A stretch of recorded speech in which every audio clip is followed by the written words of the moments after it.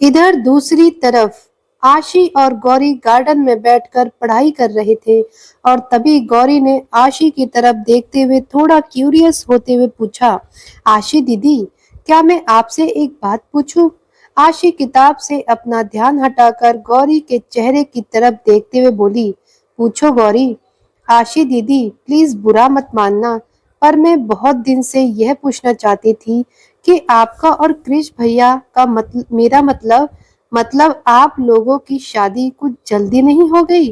और आप लोगों में तो एज गैप भी बहुत है, और बाबा इतने अमीर थे तो वह इतने सालों तक भारत में हम लोगों की देखभाल कर रहे थे, वह भी एक आम इंसान की तरह।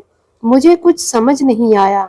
और सबसे बड़ी बात, मैंने सुना है कि क्रिश भैया एक बहुत बड़े हॉलीवुड स्टार हैं, और जहां तक मैंने देखा था वह बहुत डेंजरस भी है। हथियारबंद लोग घूमते रहते हैं उनके आसपास, खास तौर से वह राका भैया, वह तो और भी ज्यादा खतरनाक हैं। आखिर यह सब हो क्या रहा है दीदी? मैंने देखा है आप लोगों की ट्रेनिंग बहुत हार्ड है, आप लोग घर से बाहर भी नहीं जाते, पढ़ाई भी यही करते हैं। और कल राका भैया ने मुझे कहा कि अब मुझे भी आप लोगों के साथ ट्रेनिंग करना होगा।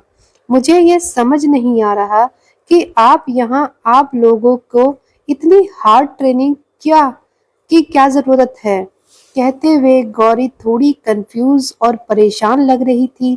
वह उम्मीद भरी नजरों से आशी की तरफ देख रही थी। उसके मन में काफी सवाल थे, जिन्हें सुनकर आशी एक ठंडी सांस लेते हुए अपनी बुक बंद करते हुए बोली, गौरी, तुमने सवाल बहुत इम्पोर्टेंट किया है, पर फिलहाल मैं तुम्हें इसके जवाब नहीं दे सकती, क्योंकि यह बहुत लंबी कहानी है। मैं बस तुम्हें इतना बता सकती हूँ कि मेरा और साइको का रिश्ता बचपन से है। बस किस्मत ने कुछ दिनों के लिए हम दोनों को एक दूसरे से अलग कर दिया था, पर अब फाइनली हम दोनों पति पत्नी हैं। जब मैं यहाँ आई थी, मुझे लगा नहीं था कि कभी मैं उससे इतना प्यार करने लगूंगी, पर अब वह मेरी जिंदगी है। और वह खतरनाक है या हॉलीवुड एक्टर, यह उसकी पर्सनल लाइफ है।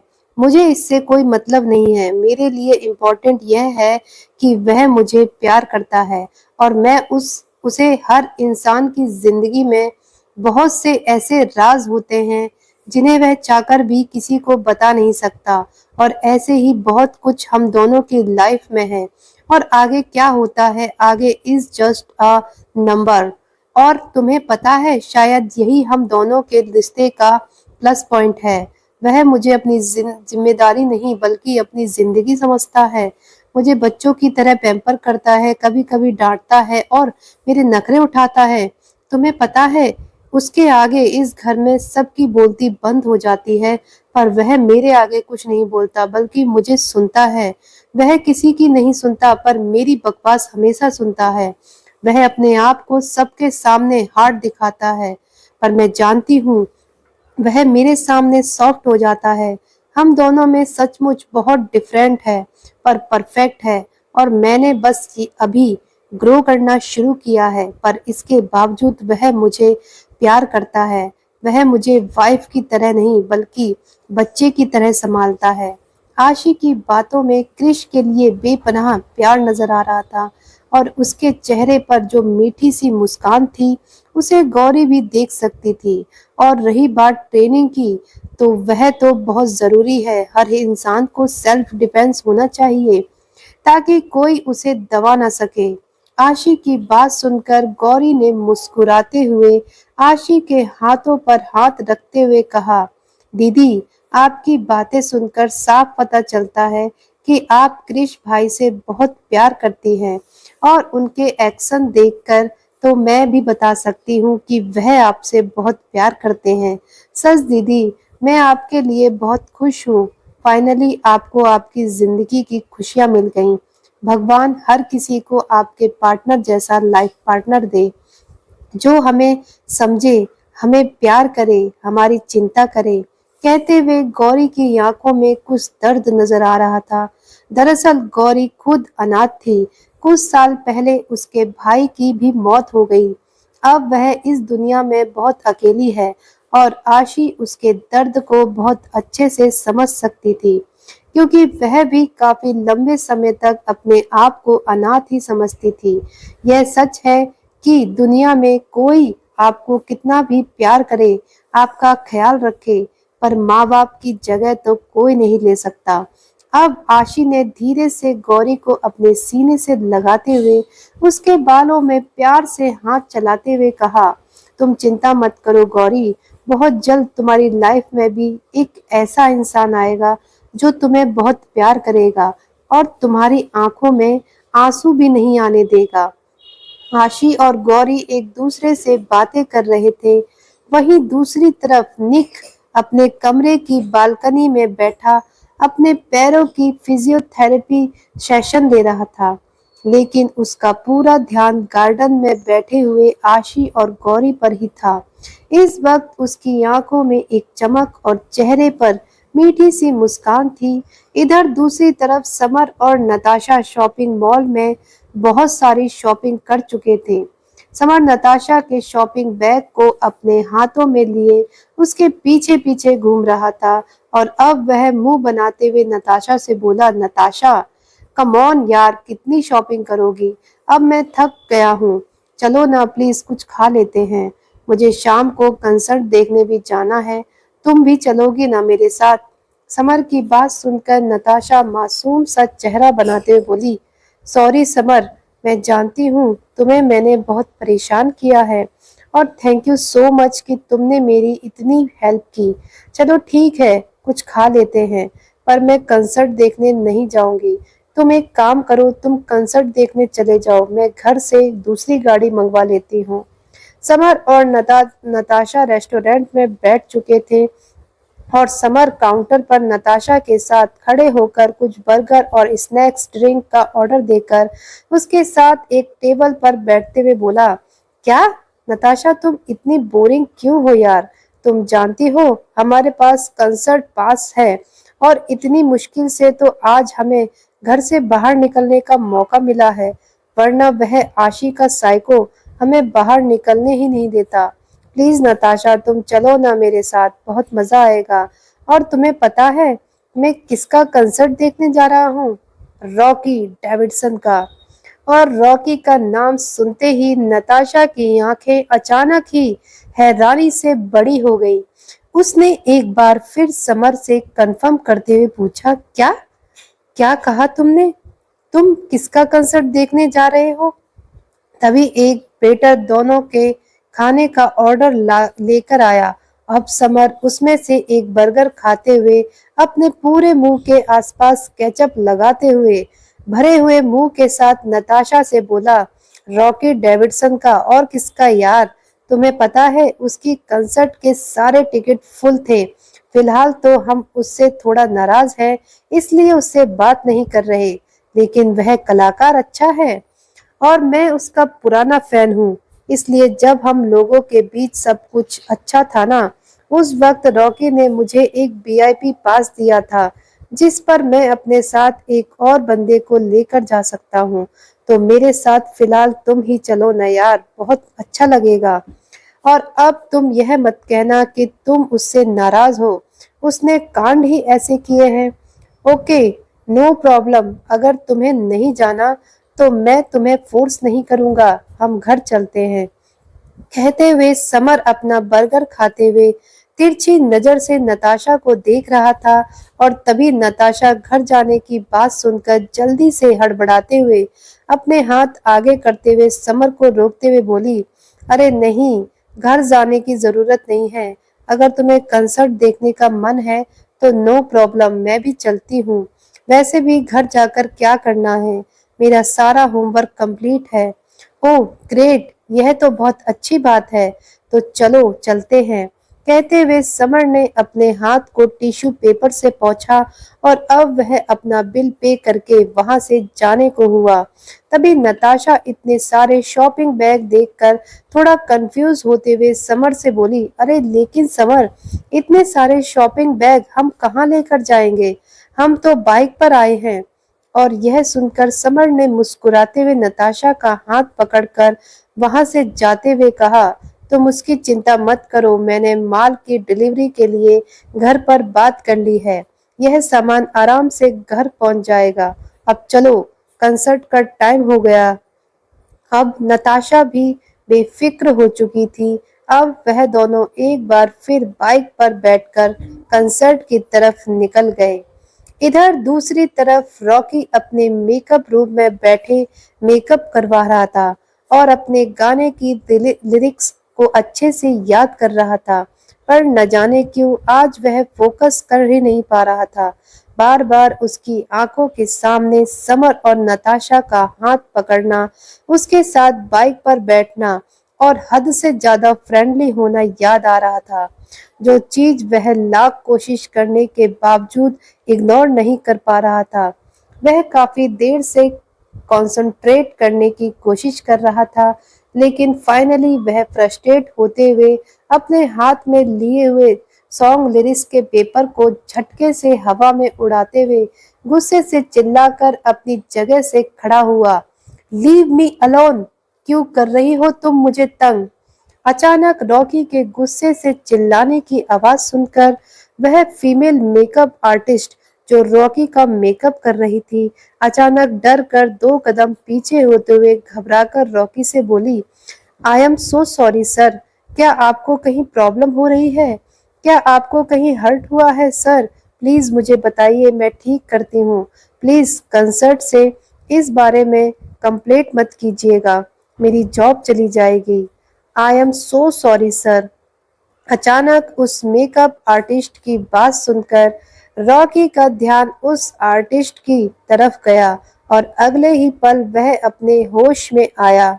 वह आसपास अपनी नजर इधर-उधर घुमाते हुए थोड़ा खुद को रिलैक्स करने की कोशिश करते हुए बोला, वह कुछ नहीं, बस आंखों में थोड़ा मेकअप चला गया था। आओ और अपना काम करो। कहते हुए रॉकी वापस अपनी चेयर पर बैठ गया और रॉकी की बात सुनकर मेकअप आर्टिस्ट घबराते हुए एक बार फिर रॉकी का मेकअप करने लगी। अब रॉकी थोड़ा नर्वस और परेशान होते हुए दिल ही दिल में अपने आप से बोला, यह मुझे क्या हो रहा है? मुझे क्यों फर्क पड़ रहा है? नहीं, ऐसा नहीं होना चाहिए।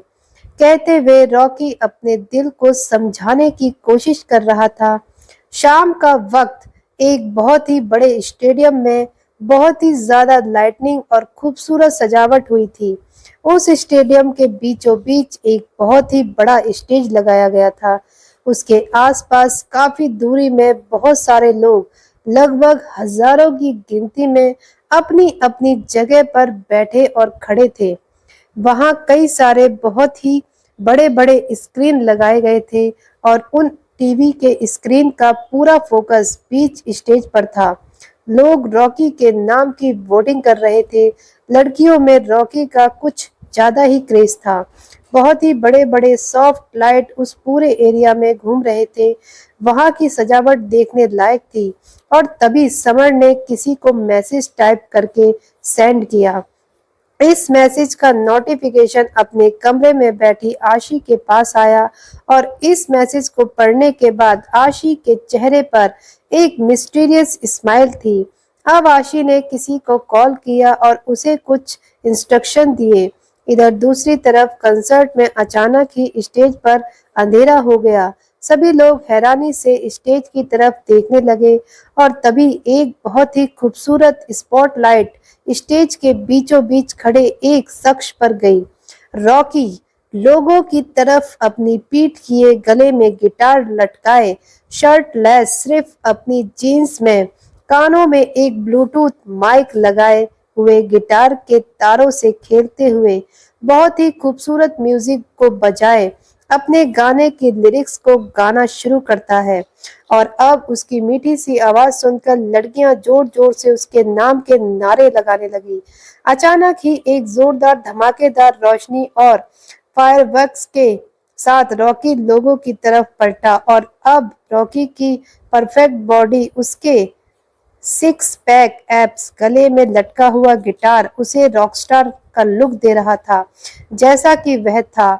उसके सीने पर बना हुआ गिटार का टैटू उसके लुक को काफी खूबसूरत कर रहा था, उसे अट्रैक्टिव बना रहा था। लड़कियां लड़के उसके हिप हॉप सॉन्ग पर ही जोर से झूम रहे थे, अपने हाथ हवा में लहराते हुए उसके साथ गाने की लिरिक्स गा रहे थे। रॉकी पूरे स्टेज पर घूम घूम कर डांस करते हुए अपनी परफेक्ट बॉडी शो करते हुए गाना गा रहा था और लड़कियां उसे देखकर पागल हो रही थी। सिर्फ लड़कियां ही नहीं, रॉकी के लिए लड़कों में भी काफी क्रेज था और रॉकी के लिए लड़कियों को पागल देखकर नताशा, जो कि भीड़ का ही एक हिस्सा बनी हुई थी, कभी खुश हो रही थी तो कभी दुखी, और दिल ही दिल में अपने आप से बोली, जिसके चाहने वाले इतने हैं वह मुझे क्या चाहेगा। अगर उसने मुझे रिजेक्ट करना चाहा है तो उसकी वह वजह भी तो बहुत बड़ी है, और मैं हूँ ही क्या उसके आगे। पूरा अमेरिका उसे चाहता है और लाखों की भीड़ में मैं भी शामिल हूँ, जो उसे कभी नजर नहीं आएगी। कहते हुए आंखों में आंसू आने लगे थे और तभी समर, जो कि नताशा की बगल में खड़ा था और रॉकी के लिए वोटिंग कर रहा था, नताशा के चेहरे के एक्सप्रेशन को समझकर मुस्कुराते हुए उसके कंधे पर अपना हाथ रखते हुए उसके कानों के पास जाकर बोला, जो तू है वह इसमें से कोई नहीं है। तू खुद को कम मत समझना, तू नंबर 1 है। समर की बात सुनकर नताशा हैरानी से उसकी तरफ देखने लगी। समर के चेहरे पर एक मीठी सी मुस्कान थी। दरअसल वहाँ बहुत ज्यादा शोर था, एक दूसरे की बातें सुनना भी बहुत मुश्किल था। नताशा के चेहरे पर कुछ सवाल और हैरानी देखकर समर ने उसे छेड़ते हुए कहा, मुझे ऐसे मत देखो, माना कि मैं बहुत हैंडसम हूँ, पर मुझे इंग्लिश लड़कियां चाहिए और तेरा पति सामने ही डांस कर रहा है, तू उस पर ध्यान दे। समर की बात सुनकर नताशा को हंसी आ गई। वह मुस्कुराते हुए अब सामने की तरफ देखने लगी। अब समर भी यूं ही लोगों के बीच डांस करते हुए अपनी घड़ी में टाइम देखते हुए बोला, वक्त तो हो चुका है, अब आगे का काम तेरा है मेरी ड्रैगन क्वीन। तो दोस्तों, आखिर समर और आशी के दिमाग में चल क्या रहा है? क्या दोनों की मेहनत लाएगी रॉकी और नताशा को करीब? आगे जानने के लिए कहानी को कंटिन्यू करते हैं और आप लोगों से रिक्वेस्ट है कि वीडियो को लाइक अवश्य करें।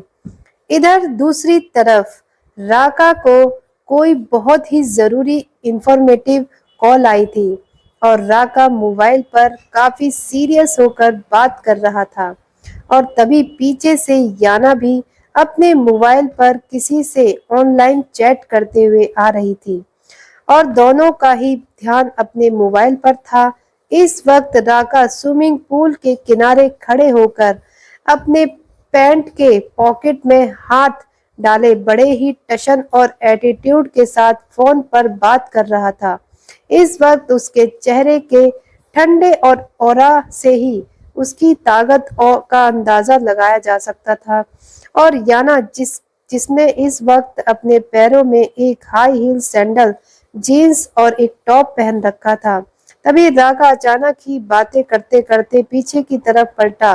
तभी अचानक वह गलती से सामने से आ रही याना से टकरा गया और याना, जो इस वक्त अपने मोबाइल में बिजी थी, अचानक ऐसा होने के कारण उसके हाथ से उसका मोबाइल छूट गया और उसका मुंह खुला का खुला रह गया। याना अपना मोबाइल पकड़ने के चक्कर में अचानक ही स्विमिंग पूल में गिरने को हुई। तभी राका किसी को गिरता हुआ महसूस कर जल्दी से उसकी कमर से थाम लेता है। यह सब इतना जल्दी हुआ कि दोनों में से किसी को भी कुछ समझने का मौका नहीं मिला और अब याना स्विमिंग पूल के ऊपर पीछे की तरफ पूरी तरह से झुकी हुई थी और राका का एक हाथ याना की कमर पर और दूसरा हाथ अपने मोबाइल पर कसा हुआ था। राका की आंखें हैरानी से बड़ी हो गई थी और याना भी अपनी आंखें फाड़ते हुए राका को देख रही थी। दोनों के चेहरे के एक्सप्रेशन काफी शॉकिंग है और तभी याना पीछे की तरफ झुकी हुई थोड़ा घबराई हुई राका से बोली, यू इडियट, यह क्या किया तुमने? देखकर नहीं चल सकते थे क्या? भगवान ने आंखें दी हैं, फिर भी उन आंखों का इस्तेमाल क्यों नहीं करते?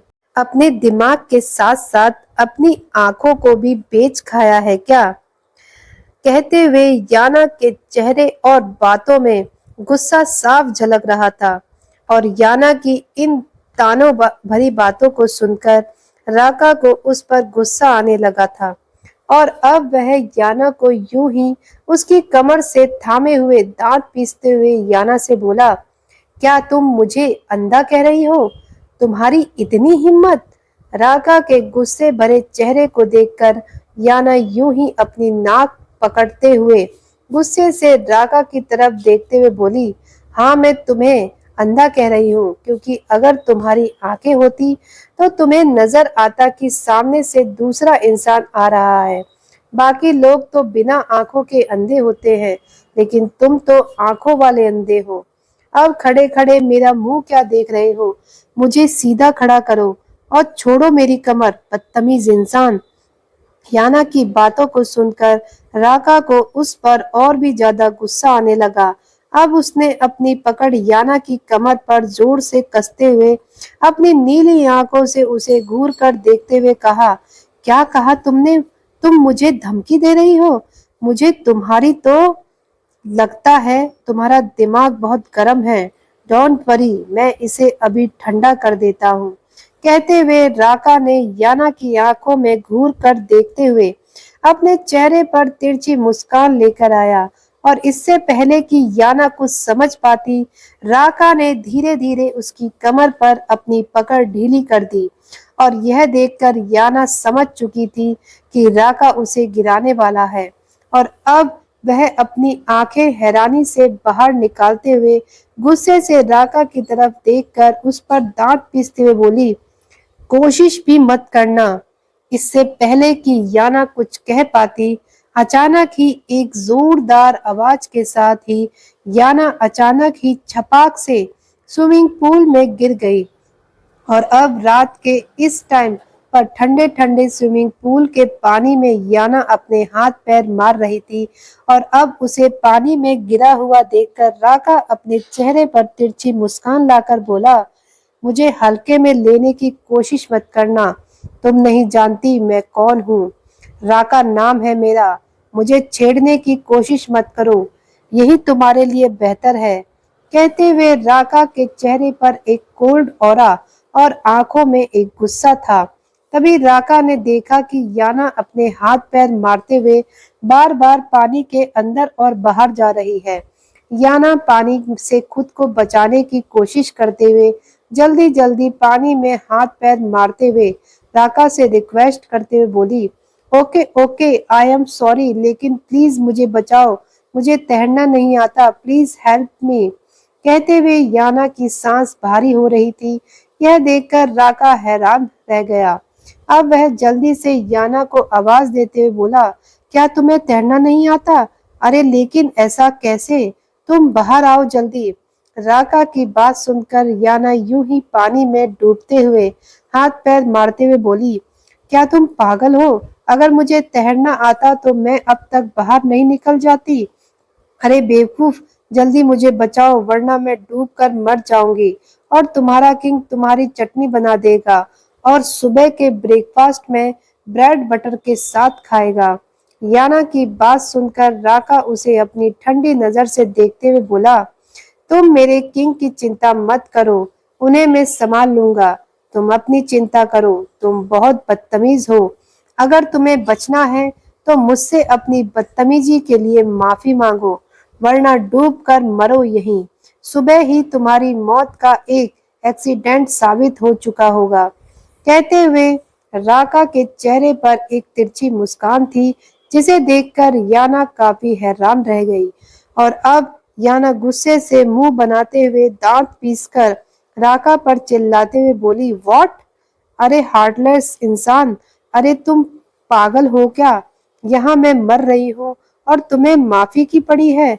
देखो अगर मैं बच गई ना तो मैं तुम्हारे किंग से तुम्हारी शिकायत करूंगी। इसलिए जल्दी मेरी जान बचाओ, बचाओ प्लीज बचाओ, हेल्प मी हेल्प मी। याना की धमकी को सुनकर राका अपने दोनों हाथों को सीने पर बांधते हुए याना को अपनी ठंडी निगाहों से देखते हुए एरोगेंट वॉइस में बोला, तो इसका मतलब तुम माफी नहीं मांगोगी? ठीक है, तो यह चॉइस तुम्हारी है, तुम मरो यहीं। कहते हुए राका वहां से जाने लगा और राका को वहां से इस तरह जाता हुआ देखकर याना की आंखें हैरानी से फटी की फटी रह गईं। अब वह परेशान होते हुए मन ही मन अपने आप से बोली, अरे याना, यह तू क्या कर रही है यार? यह हार्टलेस गैंगस्टर है। तू यहाँ पानी में मर जाएगी और इसे कोई फर्क नहीं पड़ेगा। दुष्ट दोस्त सैकड़ों लोगों को मारता है। यह तो इतना बड़ा जल्लाद है कि इसकी सुबह की शुरुआत ही खून से करता होगा। अगर यह सुबह ब्रेकफास्ट में भी लोगों के हार्ट और लीवर खाता हो तो इसमें भी कोई हैरानी वाली बात नहीं है। कुछ कर याना, इसे यहाँ से जाने से रोक। कहते हुए याना मन ही मन अपने आप में सोच रही थी और तभी वह जल्दी से राका को आवाज देते हुए बोली, ओ हेलो हार्टलेस इंसान, प्लीज मुझे ऐसे छोड़कर मत जाओ, मैं मर जाऊंगी। ठीक है, मैं तुमसे माफी मांगती हूँ। I am very sorry, please मुझे पानी से बाहर निकालो, मुझे ठंड लग रही है, मैं डूब रही हूँ। कहते हुए याना जल्दी जल्दी पानी में हाथ पैर मार रही थी और अब उसकी आंखें सचमुच बंद होने लगी थी। अब वह डूबने लगी थी और यह देखकर राका, जो अब तक लगभग 10 कदम की दूरी पर जा चुका था, 100 की स्पीड में दौड़ते हुए अगले ही पल पानी में कूद गया और तुरंत ही याना की कमर में हाथ डालकर उसे जल्दी से अपनी बाहों में संभालता है। याना की लगभग आंखें बंद हो चुकी थी, वह राका की बाहों में झूल गई। यह देखकर राका थोड़ा सा परेशान हो गया और अब याना के गालों को थपथपाते हुए बोला, हे क्रेजी गर्ल, उठो, मेरी बात सुनो, देखो मैं आ गया।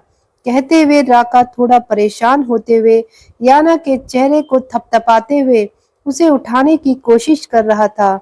वह दोनों अभी भी स्विमिंग पूल में के पानी में खड़े थे और अब राका ने याना की नाक के नीचे उंगली रखकर महसूस करने की कोशिश की, उसकी सांसें चल रही थी या नहीं।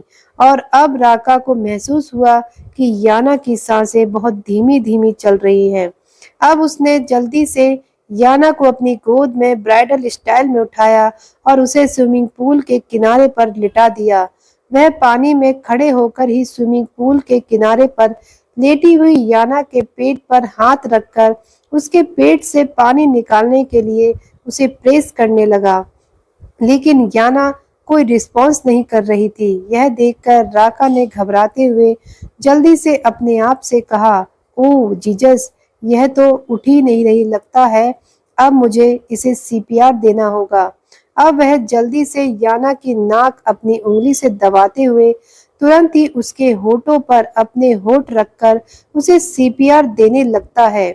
इधर दूसरी तरफ रॉकी के कंसर्ट में रात लगभग 1 बज चुके थे और कंसर्ट काफी धूमधाम से चल रहा था। और तभी रॉकी के हर कंसर्ट की तरह इस बार भी एक बहुत ही जोरदार और धमाकेदार अनाउंसमेंट होती है कि अब एक खूबसूरत फ्लैशलाइट सभी फैंस के ऊपर जाएगी और यह फ्लैशलाइट म्यूजिक के बंद होते ही सिर्फ फैन के ऊपर रुकेगी।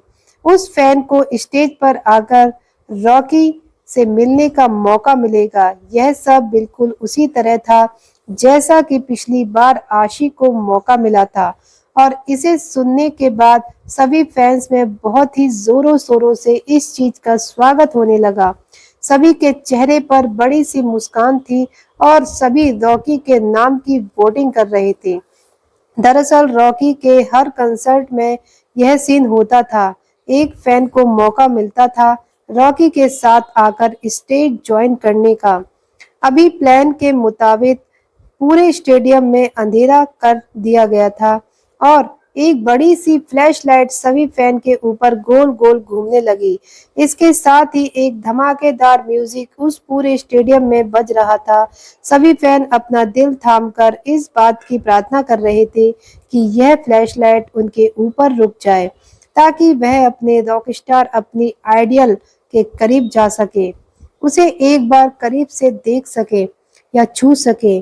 तभी वह फ्लैशलाइट अचानक ही घूमते घूमते एक लड़की के ऊपर आकर रुक गई और अब सभी लोगों का ध्यान उस लड़की की तरफ गया। वह लड़की भी उस फ्लैशलाइट को अपने ऊपर महसूस कर तुरंत ही चेहरे पर हाथ रख लेती है, क्योंकि यह फ्लैशलाइट काफी तेज थी।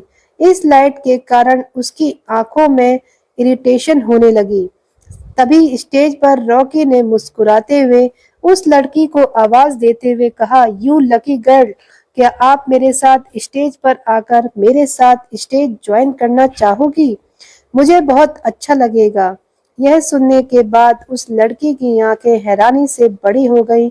उस लड़की ने किसी तरह अपने हाथों को चेहरे से हटाया और अब वह सामने देखने की नाकाम कोशिश करने लगी। सामने स्टेज पर खड़े रॉकी ने जब उस लड़की का चेहरा देखा, उसकी भी आंखें हैरानी से बड़ी हो गईं और यह लड़की कोई और नहीं बल्कि नताशा थी। नताशा के पीछे खड़ा समर यह सीन देखकर मन ही मन मुस्कुरा रहा था और इससे पहले कि नताशा या रॉकी कुछ समझ पाते, आसपास खड़े सभी फैन नताशा और रॉकी के लिए वोटिंग करने लगे। रॉकी तो अब तक अपनी हैरानी से खड़ा था और तभी अनाउंसर ने मुस्कुराते हुए नताशा की तरफ अपनी उंगली पॉइंट आउट करते हुए कहा, तो मिस ब्यूटीफुल, हमारी इस कंसर्ट की लकी फैन हैं आप। प्लीज हमारे सुपरस्टार सुपर रॉक स्टार के साथ आकर स्टेज ज्वाइन कीजिए।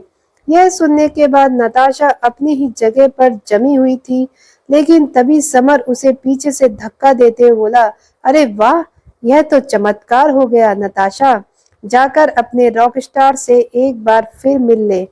यह सुनने के बाद नताशा हैरान परेशान इधर उधर देखने लगी। तभी सभी फैंस नताशा को धक्का देते हुए उसे रॉकी की तरफ बढ़ाने लगे। कुछ ही पल में नताशा स्टेज के सामने खड़ी थी और वह ना चाहते हुए भी अपने भारी कदमों से रॉकी की तरफ जाने लगी। रॉकी भी अब तक उसे अपनी हैरान नजरों से देख रहा था और तभी स्टेज पर चलते हुए अचानक ही नताशा के कदम लड़खड़ा गए। वह जैसे ही गिरने की हुई, न जाने कैसे अचानक ही रॉकी ने अपना हाथ बढ़ाकर उसे उसकी कमर से थाम लिया और अब नताशा हल्का पीछे की तरफ झुकी हुई थी। उसके दोनों हाथ अपने आप ही रॉकी के कंधे पर चले गए और रॉकी का एक हाथ नताशा की कमर पर तो दूसरा अपने गिटार को पकड़ा हुआ था। इस वक्त दोनों ही हैरानी से एक दूसरे की आंखों में देख रहे थे और यह पोज काफी रोमांटिक और खूबसूरत हो गया था। आसपास खड़े सभी फैन तो हैरान ही रह गए। अचानक ही पूरे स्टेडियम में खामोशी पसर गई, लेकिन कुछ ही पल बाद सभी जोर जोर से रॉकी का नाम लेते हुए उसका हौसला बढ़ा रहे थे, उसके लिए खुश हो रहे थे। सभी फैन अपना अपना मोबाइल और कैमरा निकालकर उन दोनों की फोटो खींचने लगे, क्योंकि यह नज़ारा बहुत ही ज्यादा रोमांटिक और अनोखा था। जब एक रॉक स्टार की बाहों में एक आम सी लड़की थी, वह भी इतनी खूबसूरत और रोमांटिक पोज में। रॉकी और नताशा तो अभी तक एक दूसरे की आंखों में देख रहे थे। दोनों को ही इस बात का यकीन नहीं था कि वह दोनों एक दूसरे की बाहों में हैं। सारी दुनिया को भूले हुए इस पल में वह दोनों सिर्फ एक दूसरे को ही देखने में बिजी थे। आसपास की किसी भी चीज की कोई खबर नहीं, लेकिन तभी अचानक ही स्टेज पर खड़ा म्यूजिक बैंड बहुत ही जोरों से म्यूजिक बजाने लगा और अब रॉकी और नताशा का ध्यान एक दूसरे से हटा। अब रॉकी जल्दी से ऑकवर्ड सिचुएशन से बचने के लिए अपनी नजर इधर उधर करते हुए नताशा को धीरे से खड़ा कर उसका हाथ पकड़कर स्टेज पर लेकर आया। अब वह धीरे से माइक को म्यूट कर नताशा से बोला, तुम यहाँ क्या कर रही हो? यह सुनने के बाद नताशा थोड़ा घबराते और परेशान होते हुए बोली, वही करने आई हूँ जो सब करने आते हैं, तुम्हारा कंसर्ट देखने। अब रॉकी कुछ कहने ही वाला था, तभी पीछे से अनाउंसर नताशा की तरफ इशारा करते हुए अनाउंस करते हुए बोला, दोस्तों, हमेशा की तरह आज फिर एक फैन की रिक्वेस्ट को एक्सेप्ट किया जाएगा। हमारे सुपरस्टार रॉकी डेविडसन अपनी फैन के साथ एक छोटा सा प्यारा सा डांस परफॉर्म करेंगे। तो प्लीज तालियों के साथ स्वागत करेंगे सुपरस्टार रॉकी डेविडसन और ब्यूटीफुल लकी गर्ल के लिए। और अनाउंसर की बात सुनकर रॉकी और नताशा एक दूसरे का चेहरा देखने लगे। तभी रॉकी के ही एल्बम का एक खूबसूरत सा रोमांटिक सा गाना प्ले होने लगा। अब रॉकी ने धीरे से हिचकिचाते हुए नताशा की तरफ अपना हाथ बढ़ाया। नताशा तो अब तक इतनी खूबसूरत पलों में रॉकी को अपने सामने देखकर कंफ्यूज थी। उसका तो ध्यान ही रॉकी के हाथों की तरफ नहीं गया, वह तो बस उसके चेहरे की तरफ देख रही थी, क्योंकि यह नजारा उसके लिए एक सपने जैसा था। और तभी रॉकी ने ध्यान दिया कि नताशा कहीं खोई हुई है। अब रॉकी ने ना चाहते हुए तुरंत ही नताशा की कमर में हाथ डाला और उसे झटके से अपने करीब किया। नताशा खुद को संभाल नहीं पाई और अचानक ही रॉकी के सीने से जाकर टकराई।